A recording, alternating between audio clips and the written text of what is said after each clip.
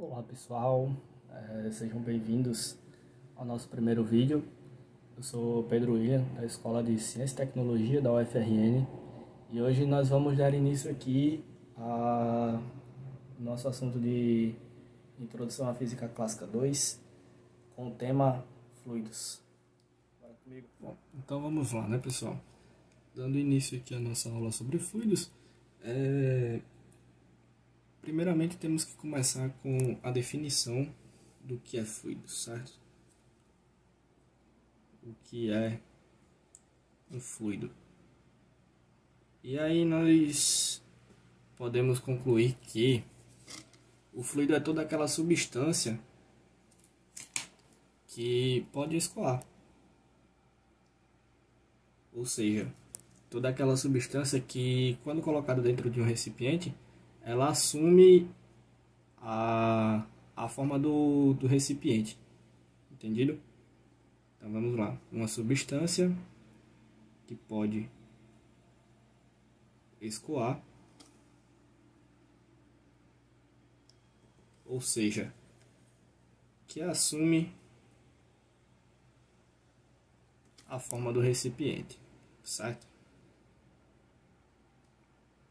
A forma do recipiente. Entendido? E aí nós temos que, nos corpos sólidos, nos corpos rígidos, nós trabalhamos com a massa e a força para medir essas grandezas. Como um exemplo disso, podemos citar um bloco. Um bloco qualquer de 3 kg, submetido a uma força de 50 newtons, por exemplo. Já nos fluidos, nós trabalhamos com duas grandezas diferentes. São elas a massa específica,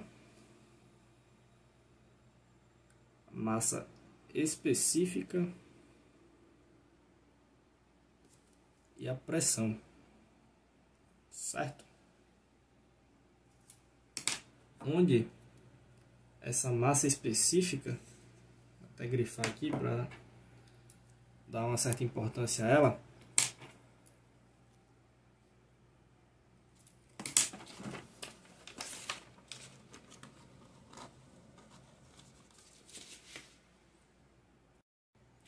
onde essa massa específica ela é dada pela letra grega ρ, e ela é dimensionada pela fórmula ΔM sobre ΔV, ou seja, a variação da massa sobre a variação do volume deste fluido. Certinho? E aí, em muitos casos, nós vamos supor que esse ρ ele é constante em todos os pontos da amostra. Sendo assim, a nossa fórmula ela fica simplesmente M sobre V. Compreendido? Onde no nosso sistema SI de medidas, ela é medida através do quilograma por metro cúbico, certo?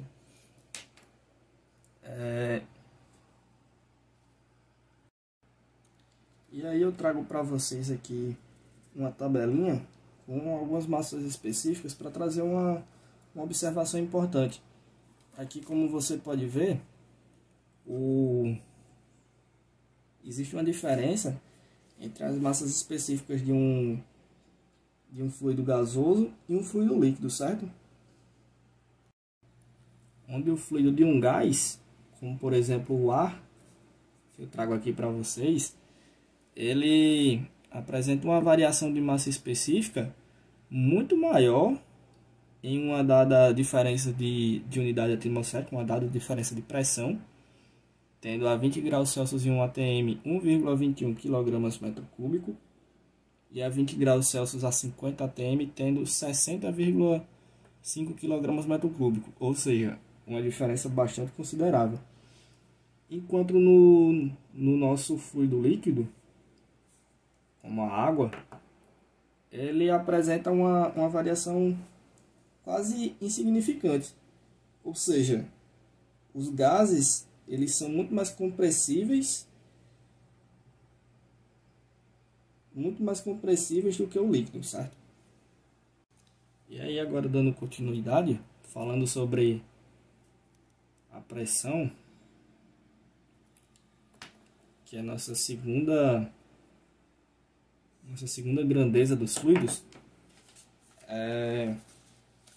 ela é definida simplesmente pela fórmula P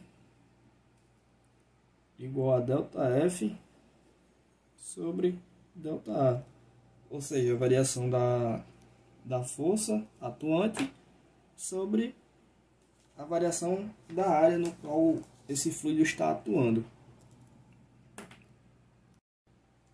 E aí nós temos que, teoricamente, a pressão em qualquer ponto desse fluido é o limite da razão, quando a variação da área ela tende a zero, certo? E aí para ilustrar melhor para vocês, eu trago o exemplo aqui de um pequeno sensor de pressão suspenso dentro de um recipiente. Bom, continuando, nós tivemos um pequeno probleminha aqui com a bateria da câmera, mas continuando de onde tínhamos parado, nós temos aqui um sensor dentro de um fluido, onde este sensor ele é formado por um êmbolo de área ΔA, certo? Que pode deslizar no interior do cilindro fechado, que repousa sobre uma mola.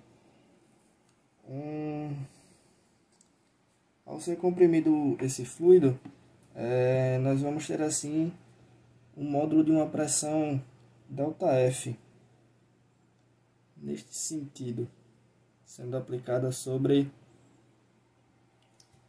o nosso êmbolo. Dessa forma, se a força aplicada na região ΔA ela for uniforme, ou seja, a pressão em qualquer ponto no fluido ela for igual, nós temos que a pressão vai ser dada por F sobre A, onde F é o módulo dessa força normal.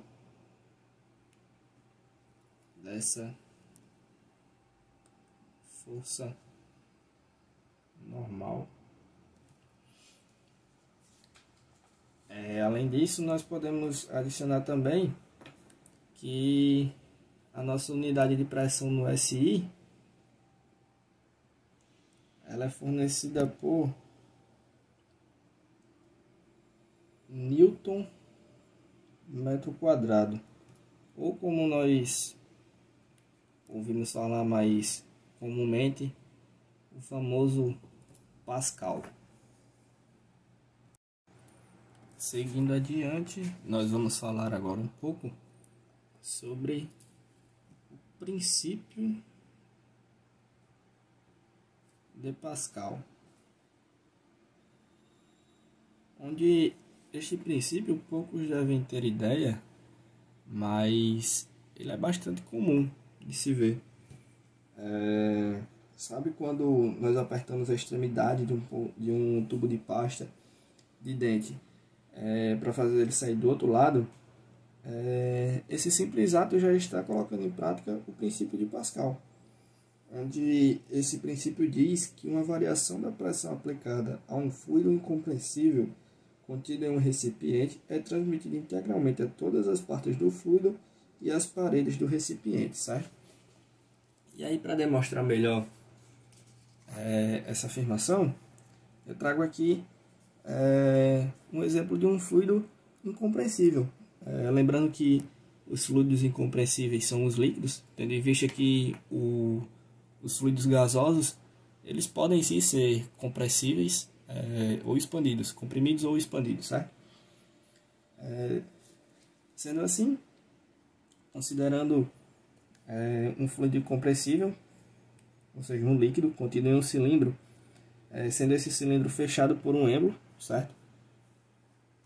Fechado por um êmbolo, contendo um recipiente com bolinhas de chumbo em cima, para determinar a sua pressão. Essas bolinhas de chumbo, elas exercem uma pressão P externa, uma pressão externa sobre o êmbolo, sendo assim sobre o líquido, onde essa pressão em qualquer ponto do fluido, independente do local, ela vai dar uma altura H. Essa pressão em qualquer ponto do líquido, ela vai ser dada pela fórmula P igual a P externa mais ρ de GH, certo? Então temos que, para o nosso princípio de Pascal, a nossa fórmula para qualquer ponto P do líquido será dada pela fórmula da pressão igual a pressão externa mais ρ de GH. E aí, supondo que nós adicionemos mais algumas bolinhas de chumbo aqui, nós vamos ter que